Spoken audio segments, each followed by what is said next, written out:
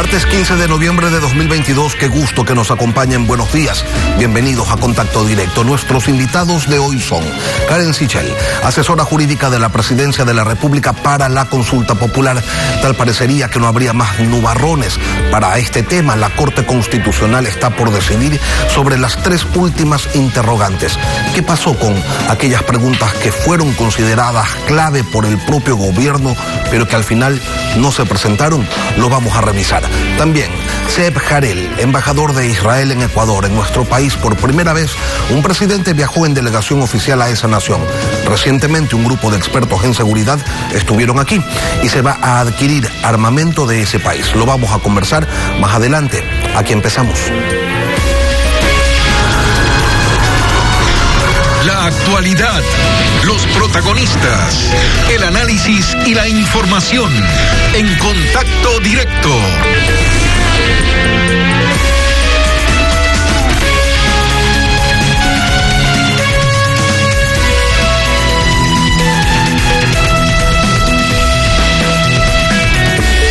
El gobierno está a la espera del pronunciamiento de la Corte Constitucional sobre las tres últimas preguntas que remitió el pasado 31 de octubre. 8 ya fueron calificadas. ¿Por qué se descartaron? Preguntas consideradas clave.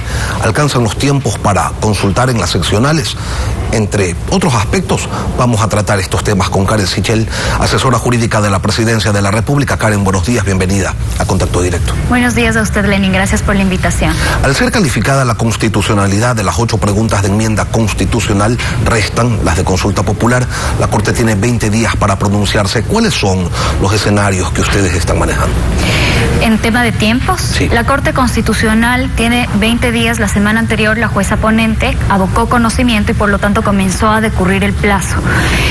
Nosotros consideramos que así es que la Corte Constitucional nos entrega una respuesta hasta los primeros días de diciembre, el Consejo Nacional Electoral podría convocar inmediatamente a elecciones y llegamos a unir la consulta popular con las seccionales, que es precisamente lo que buscamos para evitarle un gasto innecesario a los ecuatorianos. Pero el Consejo Nacional Electoral ha dicho otra cosa, que si no le presentan las preguntas hasta la próxima semana, hasta el 22 de noviembre, ellos no alcanzarían a convocar de manera adecuada, dados los plazos que plantea el Código de la Democracia y que no se podría realizar la consulta el 5 de febrero. Sí, el Código de la Democracia le otorga al Consejo Nacional Electoral un plazo de 15 días, pero es un plazo máximo, no es un plazo mínimo.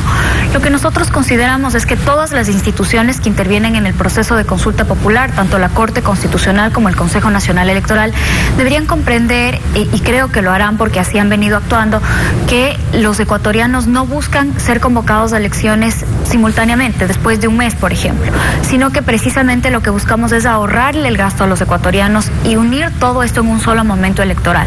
Entonces, esperamos que el Consejo Nacional Electoral, cuando reciba los decretos ejecutivos, tanto de referéndum constitucional como de consulta popular, actúe de forma inmediata para que los plazos cuadren. Eso por el lado del Consejo Nacional Electoral. Regresemos a la Corte Constitucional. Si por alguna razón esta no le da paso a las tres últimas preguntas presentadas, ¿cuál es el plan B? ¿O se irían solo con 8 preguntas o podrían quizás plantear nuevas interrogantes? Nosotros desde el Ejecutivo hemos visto con buenos ojos las sentencias de la Corte Constitucional de la semana pasada. Al final del día, la Corte ha calificado 8 de las 8 preguntas que pasaron el primer control. Podía haber eliminado algunas de las preguntas, pero la Corte ha determinado que las preguntas que ha enviado por el Ejecutivo cumplen con la garantía de la libertad del elector.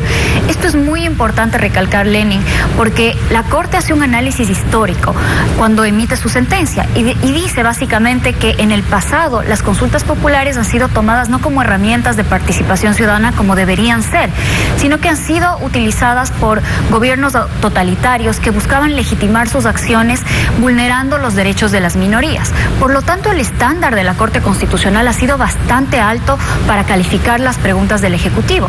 Y lo que ha dicho la Corte es que el Ejecutivo ha cumplido con la garantía de lealtad a los ecuatorianos, de tal forma que cuando los ecuatorianos se pronuncien en las urnas, realmente van a poder ejercer su derecho de participación ciudadana. No hay preguntas con letra pequeña en los anexos, no estamos induciendo a la respuesta a los ecuatorianos. Realmente las preguntas están elaboradas buscando la participación y la deliberación pública, con lo cual nosotros hemos visto que esas preguntas realmente van a promover un debate público en los ecuatorianos. Y respecto de las restantes, esperamos que la Corte Constitucional también nos dé su dictamen favorable, pero es probable que puede ser que las niegue. Finalmente es decisión de la Corte.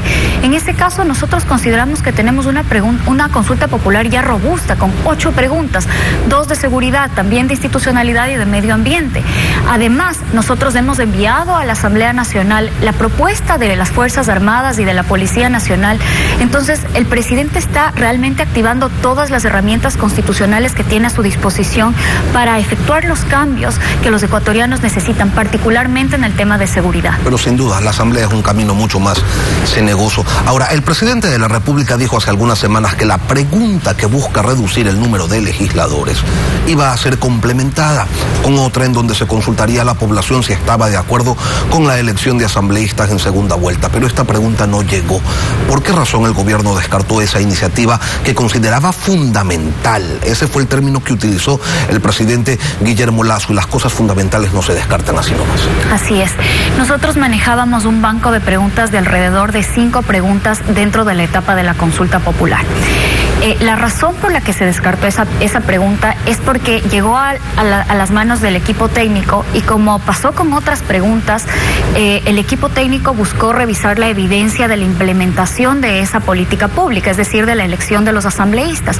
Lo que nosotros encontramos es que ese tipo de mecanismos han sido abolidos a lo largo de los países en las últimas décadas, particularmente en las democracias frágiles, porque los estudios demuestran que en las democracias frágiles ese tipo de medidas llevan a la inestabilidad política. Y así ha sido. ¿Una estabilidad mayor a la que tenemos hoy con elección en primera vuelta? Y la razón es porque como se condensan las fuerzas políticas, puede llevar, los interlocutores se reducen, ¿verdad? Ese es el efecto de esa política pública. Y hay menos espacio para negociación. Menos espacios para negociación. Y en las democracias frágiles, y es importante destacar, porque Francia, por ejemplo, implementa algo similar, pero en las democracias frágiles como la nuestra, llega a mayor inestabilidad. Entonces es lo contrario que lo que buscábamos, y es por eso que al no tener la evidencia suficiente para plantearla ante la Corte Constitucional, esa fue descartada. Porque no es cierto y no hay garantías de que un presidente o que un candidato que gane en segunda vuelta vaya a tener el bloque mayoritario. Puede ocurrir lo contrario, y allí sí se le complican por completo sus 4 años de mandato. Exactamente, Lenin. Y esto creo que es un microcosmos del trabajo que se hizo por parte de la presidencia. Es decir, pueden haber ideas que suenan muy bien y que suenan lógicas, pero nosotros tenemos la responsabilidad de analizar cómo se implementan esas propuestas en democracias como la nuestra. Y ese es el análisis técnico que ha pasado todas las preguntas que fueron propuestas, incluyendo precisamente la de la segunda vuelta de los asambleístas. Otro tema, Karen, que quedó por fuera es el del trabajo por horas como mecanismo para darle vuelta al segundo tema de mayor preocupación para los ecuatorianos después de la inseguridad, que es el desempleo. En algunos momentos se dijo que estaba en análisis, ¿y por qué no entró? La consulta popular ha incluido una propuesta alterna. Básicamente, en las preguntas que están en revisión de la Corte Constitucional, se está buscando promover el empleo de las personas adultas mayores de 45 años, brindando un incentivo tributario. Esto se propuso precisamente porque se analizó que el grupo etario que más sufre de desempleo en el Ecuador son precisamente los adultos mayores de 45 años. ¿No son los jóvenes? Los jóvenes también hay un alto nivel, hay una barrera para ingresar, pero una vez que ingresan tienen mayor estabilidad. El problema con los mayores de 45 años es que son menos competitivos con los que los jóvenes, entonces tienen una doble barrera para ingresar. Y actualmente nuestra legislación ya prevé ciertos incentivos para la contratación de jóvenes. Es por eso que se decidió priorizar a este grupo de adultos que no solamente que tienen barreras para ingresar, sino también para mantenerse en su empleo, y una vez que están fuera del mercado laboral se encuentran con muchos más obstáculos para el ingreso. Sin embargo, el tema de contratación por horas, constitucionalmente ese era un tema que veíamos que la Corte podría analizar como una restricción de derechos. Y como usted sabe, ese es un elemento que la Corte Constitucional no nos hubiera permitido enmendar la Constitución de esa forma, y es por eso que se desistió de esa pregunta, por las limitaciones constitucionales que tenemos. Pero podían haber seguido el mecanismo de la reforma constitucional vía asamblea Asamblea como no. No. ¿Por qué? Porque la reforma, mediante reforma constitucional, reforma parcial a la Constitución, uno tampoco puede restringir derechos y garantías. Curiosamente, el único mecanismo que parecería que la Constitución permite para restringir derechos y garantías es la Asamblea Constituyente. Pero ¿por qué usted se suma a ese discurso de la restricción de derechos cuando desde el gobierno se repite de manera constante, obviamente, que no hay mayor restricción de derechos que no tener empleo? Finalmente, nosotros tenemos que someternos a un orden constituido. Lamentablemente, muy lamentablemente, nuestra Constitución establece un sinsentido, que es la prohibición de contratación por horas. Es un sinsentido porque en la mayoría de países funciona así, no es ningún tabú. Pero el tema de la reforma constitucional no tiene que ver con lo que yo crea, ni con lo que el gobierno crea, sino tiene que ver con las limitaciones que están en la Constitución. Eso es parte de vivir en una democracia. Por más que nosotros pensemos que finalmente la contratación por horas es algo positivo y nosotros como gobierno tenemos que implementar las políticas públicas necesarias para que los ecuatorianos tengan acceso al trabajo, y se lo está haciendo también con la consulta popular, tenemos que someternos a lo que dice la Constitución, y esa es una Constitución que se aprobó en Montecristi y lamentablemente se aprobó con muchos tintes ideológicos, sin conocer los efectos que iban a tener con los ecuatorianos. Lo vemos con el Consejo de Participación Ciudadana y lo vemos ahora también con la contratación por horas. Karen, ¿qué otros temas quedaron fuera? ¿Cuáles eran esas otras posibilidades que en el gobierno estaban manejando? Usted me dice, tenemos 5 preguntas adicionales, hemos tocado 2. Eran preguntas que se van a proponer a través de proyectos de leyes, particularmente para reforzar a las Fuerzas Armadas y a la Fuerza Pública, el trabajo que hacen la Fuerza Pública para combatir al crimen organizado. Pero esas preguntas no se incluyeron precisamente porque necesitaban cambios estructurales a leyes. Ahí nosotros requerimos el trabajo de la Asamblea Nacional, y cuando el Ejecutivo presente estos proyectos de ley que se están trabajando, vamos a hacer un llamado a la unidad por parte de los asambleístas que tienen represados proyectos de ley por meses, por años, que tienen que ver con el tema de seguridad y que no los tratan. Es prioritario que la Asamblea Nacional tome conciencia de la realidad que vivimos los ecuatorianos y se ponga a debatir y a trabajar y a producir leyes y política pública que se acoplen al fenómeno que estamos atravesando, que es el enemigo del crimen organizado. Cuando el gobierno plantea destinar los valores comisados por lavado de activos, terrorismo, trata de personas, delitos relacionados con el narcotráfico, a programas de educación con énfasis en niñez y adolescencia, ¿de cuánto estamos hablando? Entiendo que es una cifra variable, pero ustedes han realizado un trabajo técnico y sin duda maneja ese número. Sí, nosotros tenemos estimado al menos de bienes decomisados alrededor de $40 millones, haciendo un promedio en los últimos años. Así es. Esta es una pregunta que particularmente ataca al fenómeno del crimen como un fenómeno social.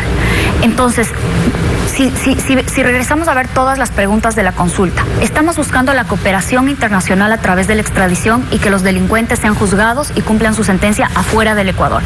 Estamos buscando que la Fiscalía, que es la institución que investiga delitos, esté fortalecida, se depure nuestra carrera fiscal, se sancionen a los fiscales corruptos y se contraten a nuevos fiscales. Estamos permitiendo que se prevenga el crimen a través de una medida social para invertir en los jóvenes, para invertir en la educación de los adolescentes y que no sean cooptados por las bandas criminales.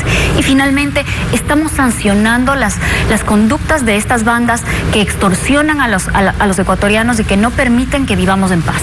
Ahora, usted refería hace un momento sobre aquella pregunta que habla del trabajo complementario de Fuerzas Armadas con la Policía Nacional. Eso va a tomar su tiempo porque la Corte Constitucional aún ni aboca conocimiento sobre esta última pregunta, y además tendrá que pasar por la Asamblea Nacional y ese es un órgano de conspiración a sueldo. ¿Realmente tienen expectativas de que pueda existir esa unidad a la que se apela de boca, pero en las acciones no hay respuestas? Lenin, yo creo que Uno de los temas más rescatables de la consulta ciudadana es que va a permitir un debate y va a permitir que los ecuatorianos se pronuncien. Y cuando los ecuatorianos se informen sobre los temas tan importantes que acarrea la consulta, van a comenzar a demandar acciones de sus gobernantes, no solo del Ejecutivo, pero particularmente de la Asamblea Nacional. Yo creo que esa es una oportunidad que tiene ahorita el país para exigirle a la Asamblea Nacional resultados reales. Y el Ejecutivo tiene que seguir los caminos que establece la ley. Uno de ellos, en este caso, es pasar por la Asamblea Nacional. No puede ser que los asambleístas vivan en un mundo ajeno a las necesidades de los ecuatorianos. No puede ser que mientras los ecuatorianos están atravesando por ataques terroristas, como pasaron hace unas semanas, la Asamblea, en vez de dar soluciones, en vez de aprobar leyes, ellos tienen la capacidad de interpretar leyes, de aprobar leyes, tienen esa capacidad. En vez de hacer eso, se reúnen a analizar la posibilidad de destitución del presidente. Eso es que tan desapegada está la Asamblea de la realidad de los ecuatorianos.